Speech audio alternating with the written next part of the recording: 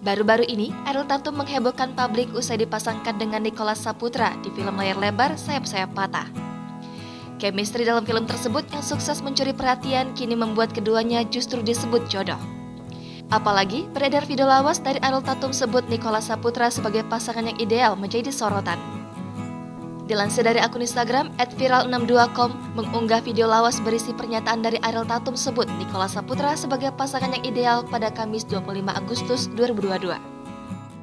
Dalam video tersebut terlihat momen lama dari Ariel Tatum yang berkomentar terkait Nicholas Saputra.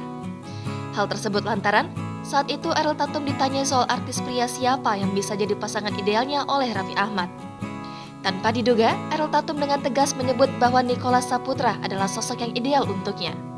Sayangnya, saat itu Ariel Tatum mengaku bahwa dirinya belum pernah bertemu dengan Nicholas Saputra. Akan tetapi, Ariel Tatum justru mengaku sangat berharap agar bisa bertemu langsung dengan aktor berusia 38 tahun itu. Ucapan Ariel Tatum ini rupanya terwujud. Pasalnya, ia kini sudah bisa bertemu langsung dengan Nicholas Saputra. Bahkan, ia terlibat satu judul film dengan aktor tampan yakni Nicholas Scrubbing Saputra itu.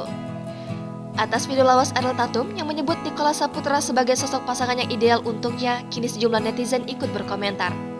Tak sedikit yang menyebut jika keduanya merupakan jodoh.